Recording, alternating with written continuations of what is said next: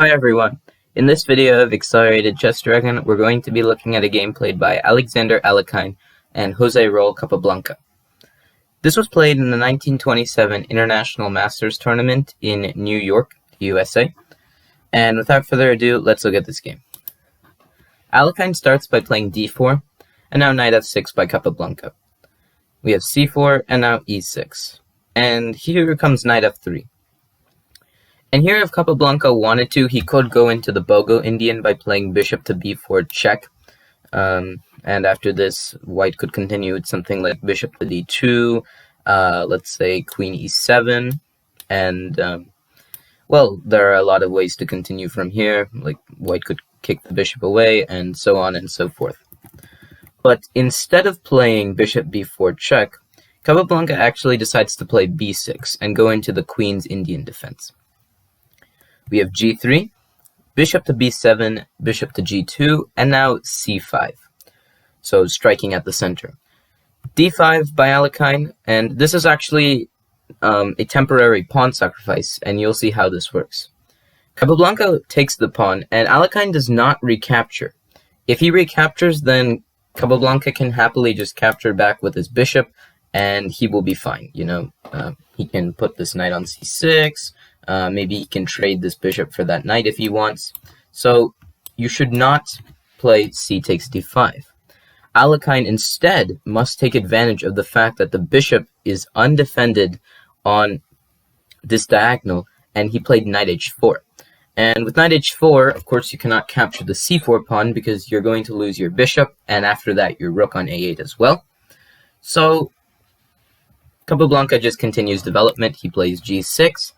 We have knight c3, pressuring the pawn. Bishop g7, both sides castle, bishop f4, and only after Capablanca plays d6 does Alekhine recapture. And he captures with the pawn.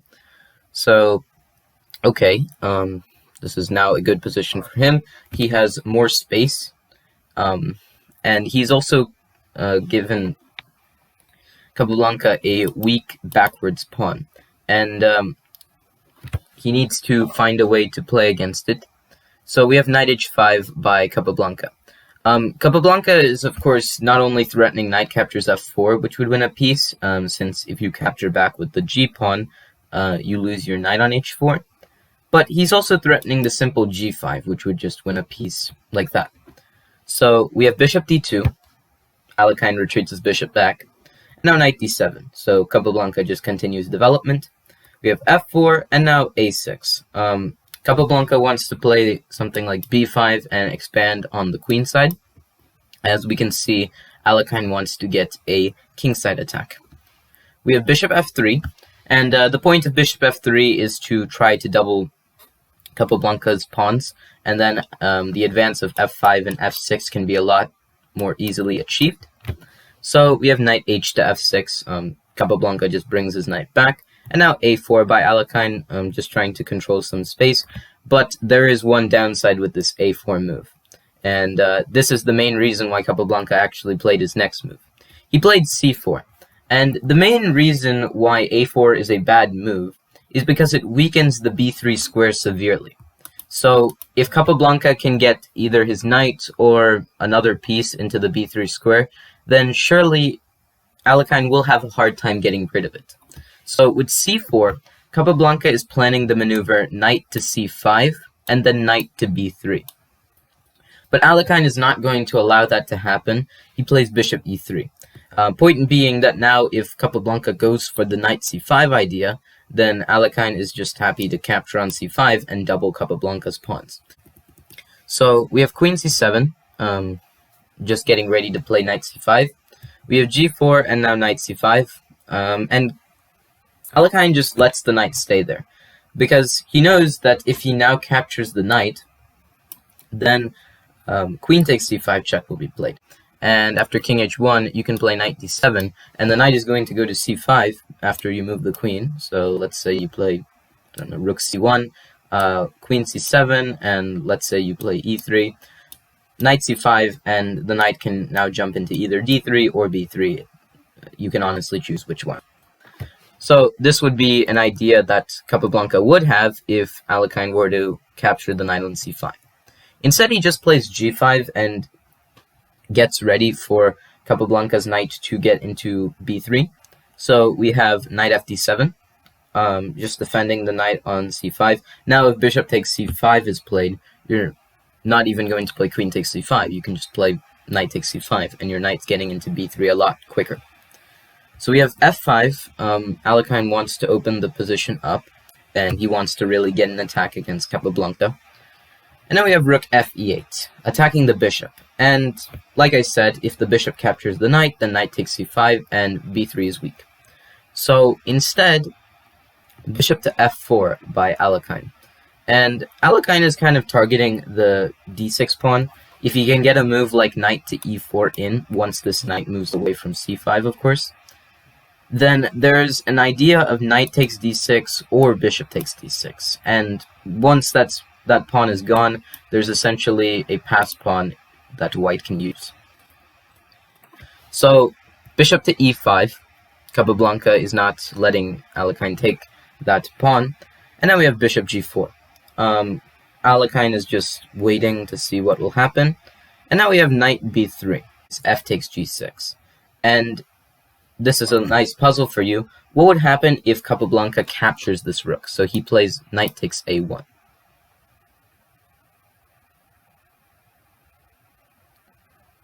If this was played in the game, then Alekhine would just follow up with g takes f7. And now you must capture the pawn, because let's say you move this king. Then f takes e8, you can queen or even play knight. And after rook takes e8, queen takes a1. If we count the pieces, we can see that Capablanca is down a piece. So after g takes f7, you're practically forced to capture this. But now, let's say bishop takes e5 check, king g8, bishop to f6. And you don't even need that rook to already tell yourself that you are way better here. Because let's say that Capablanca tries to save the knight with knight b3. Then this allows ideas like bishop e6 check, and if you move the king, then you will just get checkmated, in fact. So you must capture the bishop, and after d takes e6, let's say you capture the bishop here, because there's not really a better move. After g takes f6, I mean, look at these passed pawns. There's no way of stopping them unless you give up a piece or a rook or something like that. So practically capturing the rook is not a good idea, hence we just have h takes g6, and now there actually is a threat of the rook. So we have rook to b1, and here Capablanca plays bishop takes c3, and after b takes c3 he plays queen c5 check. The whole idea of this was to actually try to capture the d5 pawn or to severely weaken it. We can see that after e3, Capablanca cannot capture the d5 pawn right away, because if he plays queen takes d5, then there's queen takes d5, and after bishop takes d5, the knight is hanging. So knight e5 instead, just saving the knight first, and if not careful, Capablanca can get his knight into d3, and that is something that Alekhine definitely doesn't like. So we have bishop to f3, now knight to d3. And it may seem like there's a way of winning material. White could try to play rook takes b3, point being that if c takes b3, then queen takes d3 is present, and white is up material. And yes, this is true, but this only will work if black captures the rook.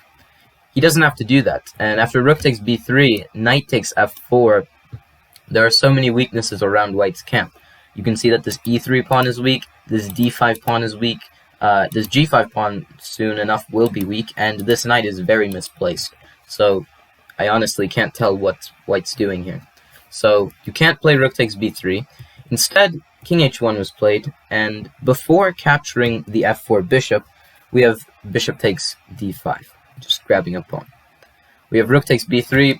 Alekhine tries the same idea, hoping that c takes b3 will be played, but Capablanca plays knight takes f4.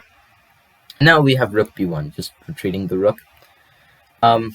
If you capture the bishop on d5, that doesn't really help, because after just the simple queen takes, or even knight takes d5, black stands significantly better, as after you move this rook, you will lose this e3 pawn, followed by an exchange. So this, and after queen f3, knight takes f1, and you are completely worse as white. Let's say rook takes f1, play rook to a7, and he's defending this f7 pawn.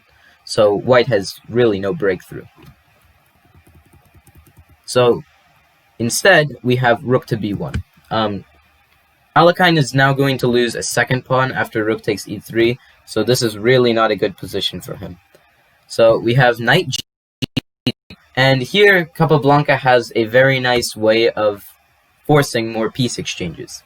He plays rook takes f3, and the point is that if Capablanca is up 2 pawns in material, then generally the right thing to do is continue trading down. And that is a very important principle of chess. When you're down material, then you often want to avoid piece trades. But if you're up in material, you often want to encourage piece trades. And that is what Capablanca is doing.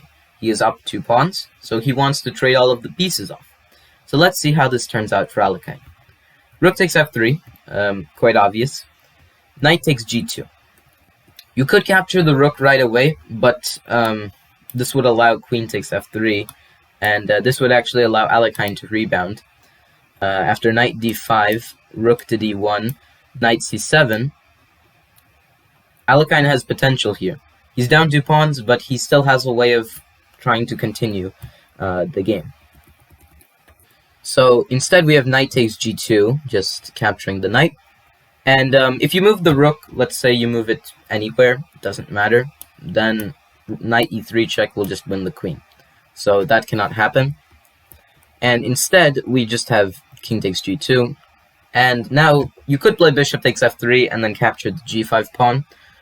But instead, we have rook d8. Capablanca is just building up the position, and he will eventually capture a lot of material. So we have king f1, bishop takes f3, queen takes f3, and now queen takes g5. And here rook to e1, which is quite interesting. You might ask, why wasn't rook takes b6 played? And the answer is because there's queen c1 check, and now you're simply lost as white.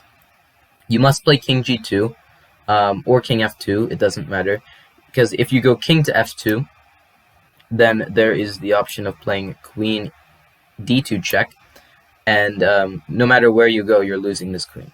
Let's say you go to g3, then there's rook e3 winning the queen. If you go to f1, then you're just going to get mated, in fact. And if you play king to g1, then you are losing the queen this way after rook e1 check, queen f1. So, unfortunately, you can't capture the pawn and hope for any sort of counterplay. So, rook e1. And this is more favorable for Capablanca because now he's just exchanging more and more pieces, and he's up more and more pawns. So he's able to easily win the game. So we have rook takes e1 check, king takes e1, and now queen g1 check, king to d2, and now queen takes h2 check. Alekhine can absolutely not stand a queen trade because Capablanca, not only is he up 4 pawns, but he also has 2 connected passed pawns, and these 2 pawns against this pawn, and these 2 pawns against this pawn. This is certainly going to be way better for Capablanca. So we have just king c1, and now queen e5, a nice centralizing move for Capablanca. Alekhine doesn't get a lot of checks in, so he's not really able to change much. We have king b2, since the c3 pawn was kind of attacked. You can't really go for anything like queen to a8 check, because after the simple king g7, you can't really grab any of the pawns, because if you grab this one, then there's queen takes c3 check, and it's basically the same, but you're down one. You have 1 less pawn, and this is not going to end up well for Alekhine. So we have king to b2, just defending. And now, a better move that I would probably consider is d5, that Capablanca should have played, but he played king g7, which is equally as good. Queen f2, and now b5. Capablanca is threatening this move b4, which would attack the c3 pawn again. But we have queen b6. Alekhine stops that. B takes a4, and after queen takes a6, was played, queen e2 check by Capablanca. And actually, it was here that Alekhine resigned the game, because he's down 4 pawns, and a very nice victory for Jose Raul Capablanca. So I hope you all enjoyed the video, and if you have any suggestions or feedback for me, please let me know in the comments section, and stay tuned for more chess.